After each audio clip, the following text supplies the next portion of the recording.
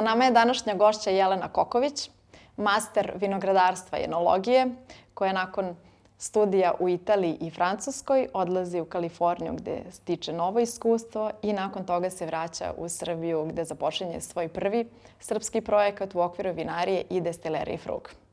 Dobrodošla, Jelena. Bolje te našla, Novina. Hajde za početak da te pitam, da nam nešto kažeš o samoj destileriji i vinariji Frug. To je novi projekat u Srbiji i tvoj također novi. Tako da, eto, možeš nešto da nam kažeš o tome pa ćemo posle nastaviti dalje. Pa sam projekat započet je od 2019. godine i izuzetno mi je čast što sam od samog starta uključena u celokupan projekat.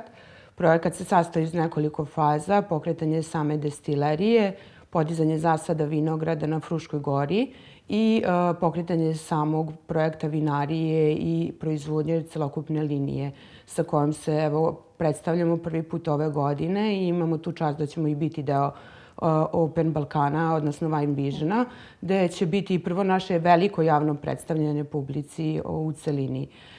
Sam projekat jeste onako dosta veliki i izazovan bio. Ok, gde se vinarija nalazi i gde se nalaze vinogradi?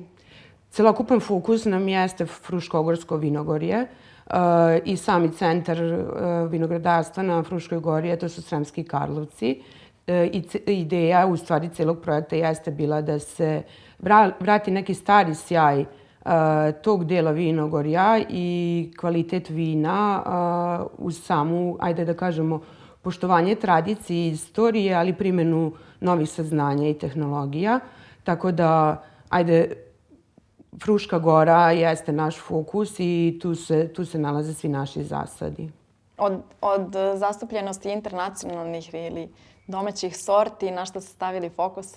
Da, i u vinogradima imamo zastupljene i internacionalne i domaće sorte. Fokus nam jeste da se u narednim godinama proširuju površine pod našim lokalnim sortama.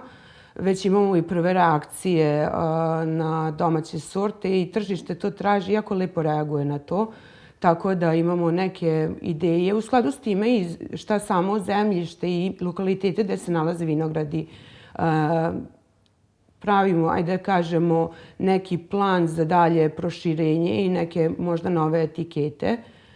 Od belih sorti definitivno fokus jeste na grasu i mislim da dosta toga jeste urađeno u posljednjem periodu na vraćanju, neću da kažem na vraćanju starog sjaja, jer ranije on ima neku konotaciju, ali postavljanja te same sorte koja jeste lokalnog karaktera veoma bitna, pogotovo u našem prikazivanju svetu, da se da veći značaj.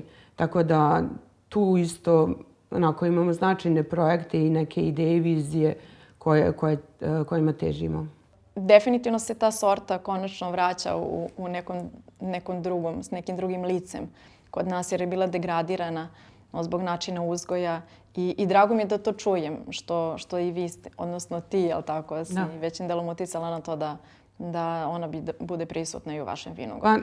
Slažem se s time i ima jako veliki potencijal, nova saznanja i da kažemo istraživanja koja se i radi na samoj Fruškoj gori doprinela su tome da se poboljša kvalitet, da primenimo nove tehnologije, da primenimo nova saznanja, da dovedemo tu sortu da može da stane rame uz rame i da ponosno možemo da kažemo to jeste naša sorta po kojoj je naše vinogorje prepoznatljivo, jer ljudi vole da piju lokalno, vole da nekako ponosno se i osjećaju kad imaju čime da se predstave i mislim da je na dobrom putu da se vrati, ne da se vrati u stvari, to nije vraćanje sjaja, to je postavka same sorte tamo gde joj i pripada, odnosno neki pečat našeg vinogorja. Nekoliko stilova, je li tako, vina?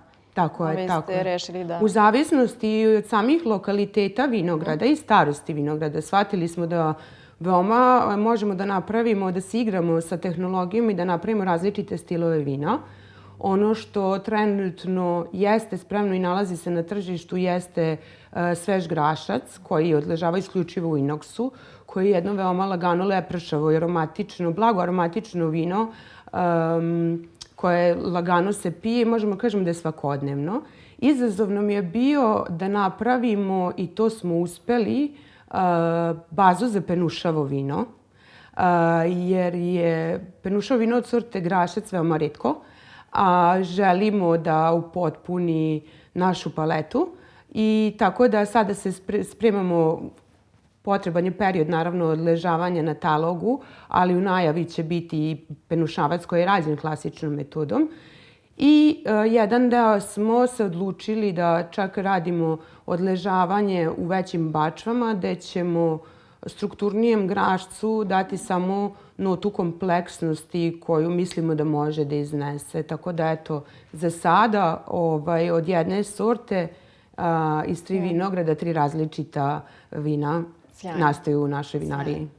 I sada kada se osvrnemo na to da si ti studirala u Italiji i Francuskoj, odnosno u starom svetu, a s druge strane radila u novom svetu, šta je to uticalo i kako to doprinalo da ti odabereš koji ćeš stil vina proizvoditi u vinariji Frug i šta je to što ćeš primenjivati, jel tako, u svom radu? Da.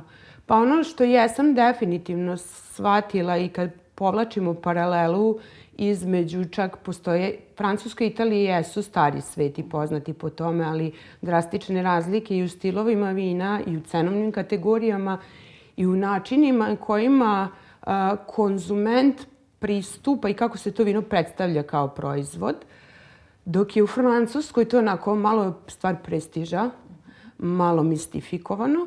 U Italiji je to deo svakodnevnice, cenovno prihvatljivije, deo svakog vašeg lepog trenutka u toku dana, a ne stvar prestiža, odličan odnos cene kvaliteta i jako bitan moment u socijalnim, ajde kažem, odnosima međuljudskim. Tamo znamo svi kako Italijani žive i koliko cene svoje slobodno vreme, prijatelje i druženja.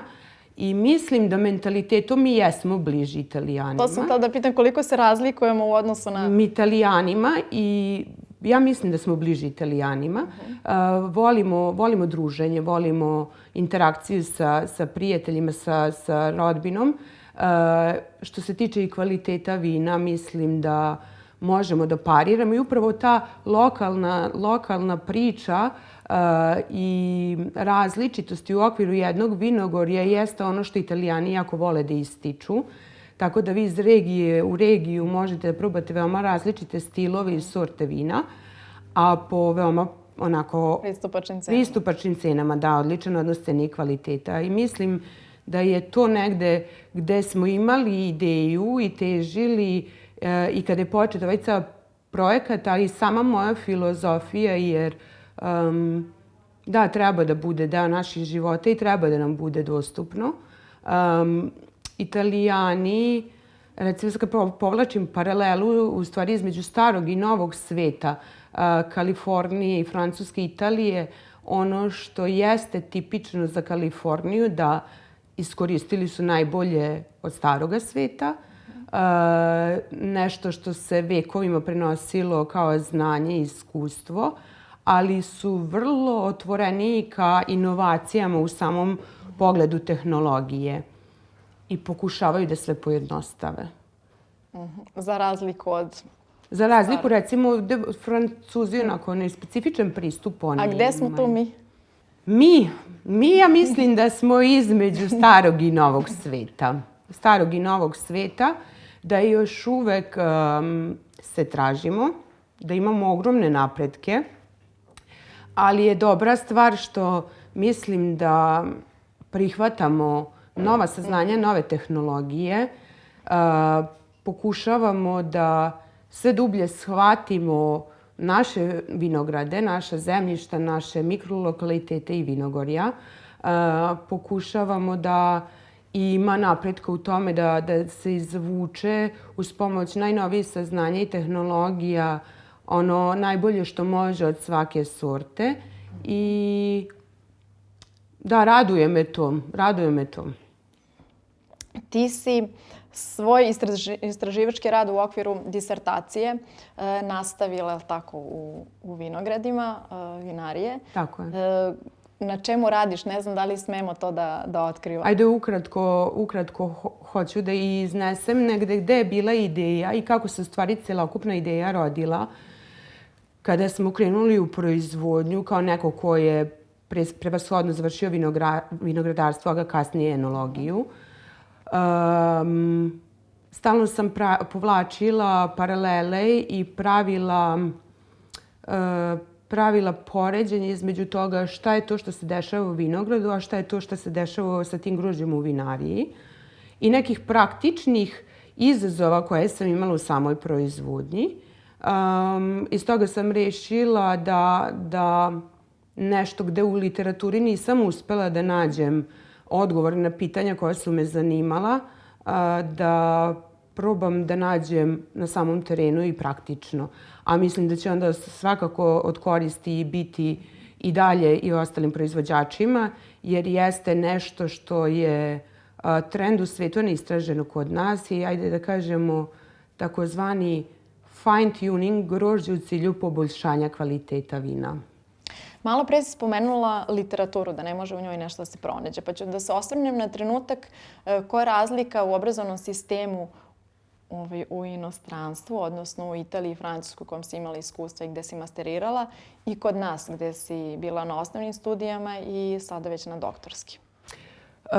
Pa razlika je u tome što veoma praktična saznanja se dobijaju. Veoma su to intenzivni programi. Celokupno naučno-istraživački rad je potpomognut privredom.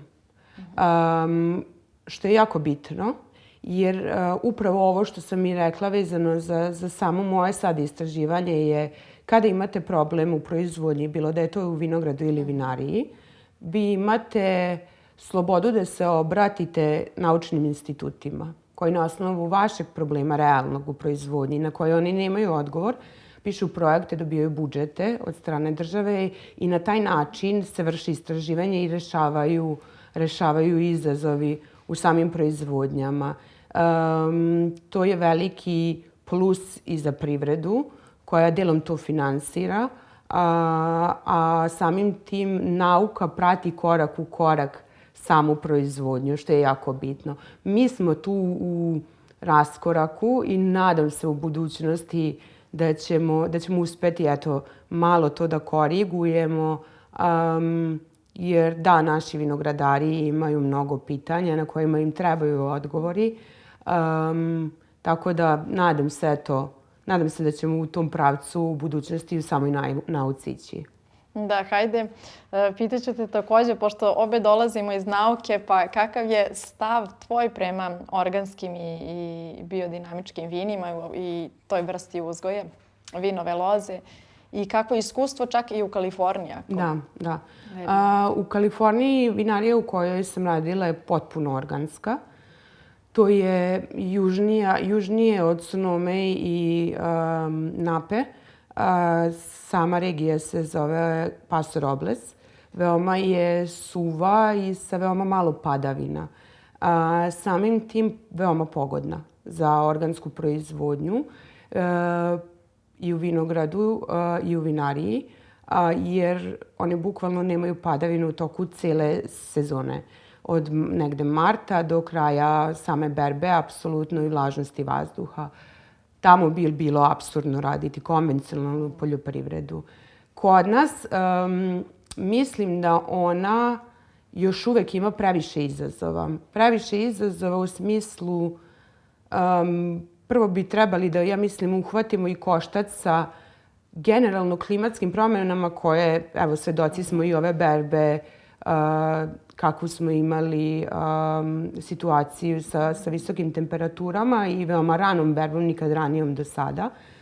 Mislim da treba da dosta još savladamo konvencionalne načine proizvodnje da bi mogli da ima prolaz u inostranstvu, pogotovo na stranim i skandinavskim, u skandinavskim zemljama, to je onako veoma popularno. Ali mislim da još uvek kod nas treba dosta truda, rada i znanja. Dobro, ali smo svakako odmakli u odnosu na to gde smo bili. Jesmo. U poslednjih 20 godina, da. Pokušamo da uhvatimo korak sa svetom. Svetski trendovi šta nameću? Svetski trendovi... I da li smo spremni da ih usvojimo i da li ih već jednim delom usvajamo i primenjujemo? Svetski trendovi nameću ono što jeste, da kažem, karakteristično, pogotovo za mlađe generacije i konzumente, jesu lagana, voćna, lepršavana vina o kojima ne moraju puno da razmišljaju. Sa lakoćom ih piju. Ne traže neku preteranu pripremu. Njima je gubitak vremena dekantiranja vina. Čak se ide i do toga da se vrlo skupa vina, to je trend najnoviji ajde kažem u Americi, pakuje u konzerve, s čime se ja ne slažem. Ali da, traži se onako jedan opušteniji, upravo taj italijanski pristup, ko što smo pričale, opušteniji mnogo prilaz, laganije, bez previše pumpe vinu i samom konzumentu. Veoma lagana komunikacija između, ajde kažem, proizvođača i potrošača. Koliko ima ljubavi, a koliko ekonomije u tehnologiji vina? Sa mog stanovišta puno prvo ljubavi. Kada se baviš ovim poslom, veoma je veliki pritisak, o tome sam razmišljala, privodi se berba kraju. I shvataš da imaš samo taj moment u toku cele godine da iskoristiš najbolje što možeš resurse koje imaš, odnosno grožđe koja ti je priroda dala i koje si proizveo u vinogradu. Šansa je jedna. Dosta napora, dosta razmišljanja, veoma kreativan posao. Samim tim što je kreativan i nosi izazove i neka, ajde kažemo, velike odgovornosti u odlukama koje se donose ne samo iz dana u dan, nego čak i sat u samoj vinariji. I onako mora kroz sve to da vuče ljubav i taj neki adrenalin koji dobijamo. S druge strane, naravno, proizvodite proizvod koji treba da izađe na tržište i da se prodaje. I to stalno morate da imate na umu dok se vodite proizvodnjom i dok vas vuče ta ljubav, da ipak to mora da nađe put do kupca i krajnjih potrošača. Spremili ste vina za sajem, je li tako? Tako je. Izložit ćete sve etikete, koliko ih imate? Za sada imamo spremni 9 etiketa. 9 etiketa i u pripremi su još 2. Ajde da zaokružimo da je to nekih 11 za sada za ovih par godina proizvodnje koliko se i bavimo. Počeli smo da izlazimo na tržište pre nekih mesec dana i polako skupljamo reakcije ljudi. Ono što dobijamo kao povratnu informaciju znači puno jer daje vetar u leđa. Imamo, da kažem, osjećaj da jesmo na pravom putu, da radimo dobru stvar i da smo tamo u stvari gde i jeste bio cilj pre nekih 5 godina kad smo započeli celu priču. I to je među vinima, tu je i džin? Džin je poseban proizvod u našoj destileriji. S njim se veoma ponosimo zato što nije klasičan džin. I tu smo hteli da damo lokalni pečat. Tako da baza za sam džin jeste vinski destilat i to opet od lokalne sorte Smederevke. Znači prvo se vrši proizvodnja samog belog vina od sorte Smederevka, a kasnije se radi destilacija i proizvodnja baze za sam džin. I glavne biljke su opet lokalnog karaktera, a to su klika i hajdučka trava koje su sa naših prostora i onako zaokružuje celu tu priču težnje ka proizvodnji vrhunskog kvaliteta sa lokalnim sastojcima. To znači da će i u vinogradima biti nekih autohtonih sorti možda. Tako je. U budućnosti sigurno. Dobro. Ok, pored toga što definitivno daješ doprinos vinariji, destileriji Frug, gde dalje u vinarstvu vidiš svoj doprinos i gde vidiš svoja vina, čije ćeš biti kreator u daljoj ili bliskoj budućnosti? Pa sam cilj mog povratka u Srbiju nazad nakon školovanja u inostranstvu jeste bio da donesem te sveže ideje i najnovije saznanja iz celoga sveta i da probam da to primenim. I zahvalna sam zato što jesam u ovom projektu imala apsolutnu slobodu što se tiče i same tehnologije podizanja vinograda, izbora asortimenta, tehnologije proizvodnje vina. Da, imali smo dogovore što se tiče samih etiketa, šta je to što želimo da imamo kao gotov proizvod i da predstavimo kupcima, ali dosta slobode u kreiranju zadatog cilja. Tako da raduje me to da sa novim saznanjima unapređujemo iz dana u dan kvalitet naših vina, ne samo u našoj vinariji, nego i u samom Fruškogorskom vinogorju, a i šire u Srbiji i da možemo s ponosom da kažemo jednog dana da mi smo Srbija i mi proizvodimo vrhunska vina. Jer najtužnije u toku studiranja je bilo kada smo se predstavljali i niko nikad čuo nije ni za jedno vino iz Srbije, niti imao ideju da mi uopšte imamo površine pod vinogradima. I tu je negde onda proradio i neka vrsta mog inata, da, i želje da se vratim nazad i da sve to što jesam naučila primenim i ovde. Sjajno. I sada, kada si to spomenula, kada su oni probali naša vina, verujem da si im nosila. Jesam. Kakvi su komentari bili? Najiskreniji komentar je bio prošle godine. Imali smo jedno putovanje u srce Burgundije, gde smo u tom momentu ne razmišljajući spakovali sa nama da se pohvalimo Pinot Noir i barikirani Chardonnay. Zašto?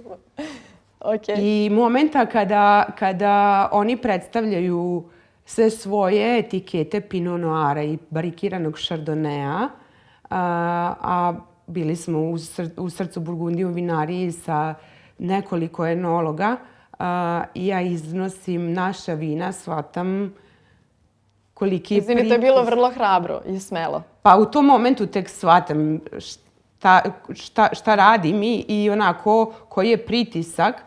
Jedino što jesmo zamolili jeste za iskrenu reakciju. Jedan od najpoznatijih konsultanata u toj regiji je probao Pinot Noir i rekao je: vi ste nama pretnja. I ne mislim vi kao vi lično. Nego vi ste sada upravo nama u srcu Burgundije pokazali da vi možete da napravite dobar Pinot Noir. A mi smo preponosni i mislimo da to jedini možemo. Mi moramo malo da menjamo našu svest i naše razmišljanje. A vama hvala što otvarate oči. Tako da imali smo iskrenu reakciju i onako ponosni bili u tom momentu jer nije lako dobiti iskrenu odgovor od Francuza i hvala mu na tome.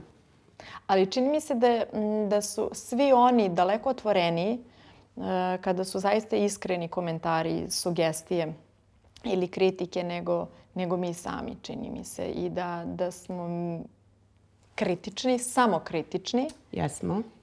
I ne toliko otvoreni za zaista... Mislim da postoji određena doza nesigurnosti. Polazim i od sebe. Kad predstavljamo naša vina, a upravo je to što nismo postojali na svetskoj mapi neko vrijeme. Fali nam ta doza samopouzdanja. I onda znamo često da budemo veoma samokritični, ali u lošem smislu, da čak i vina koja jesu dobra u kvalitetu znamo sami da degradiramo.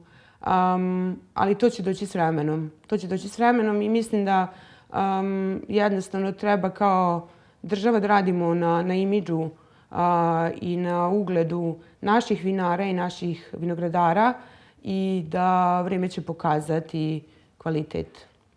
Sad kad spomenula i vinogradare, čini mi se da ih sve manje ima. Tako je. I Nažalost, nije toliko popularna profesija, ali je veoma tražena. Veoma tražena i mislim da je mladima, nažalost, lakše da sede u kancelariji nego da im vinograd bude otvorena kancelarija i da je to ta neka doza konformizma uticala da sve manje i manje, nažalost, studenata upisuje vinogradarstvo, a mi nikad veću potrebu nismo imali za tom strukom. u jednoj od epizoda bio nam je gost iz IT sektora Telekom Srbije koji je govorio upravo o digitalizaciji u poljoprivredi i o tim smart servisima i uređajima koje postavljaju, koji sami sve mere, vlažnost vazduha, temperaturu, sadržaj, sastav zemljišta. I to je zaista navelo negde i sve nas da razmišljamo u kom pravcu ide i sama poljoprivreda. Tako je. Ja se sećam momenta kada sam pre sada već 12 godina bila u Francuskoj i studirala, kada su pričali o primjeni dronova u vinogradima i primjeni pametne poljoprivrede i primjeni navigacije preko satelita i primjeni senzora u detekciji nedostatka vlažnosti u zemljištu, vlage, odnosno nedostatka vode u samoj biljci, praćenja. To je bila naučna fantastika tada za mene. Prošlo je tek decenija, a mi pokušavamo sada u posljednjem periodu da donesemo te inovacije i da ta saznanja i da primenimo kod nas, ali da trebaju nam stručna lica koja će znati kako je izmereno i da protumače i na koji način onda da to primene kod sebe u vinogradu. Što znači da ipak ljudi neće moći da budu zamenjeni u Da, slažem se. Pogotovo što se tiče vrhunskih vina, ljudska ruka je tu nezamenjiva. Hvala ti što si bila sa nama i izdvojila svoje vreme. Želim ti zaista uspešan rad u Frugu i sigurna sam da će vina koja budeš kreirala u toj vinari imati itekako sjajne rezultate. Vreme će to pokazati, ovo je početak. Tako da eto. Hvala puno na svemu, bilo mi je zadovoljstvo. Hvala tebi.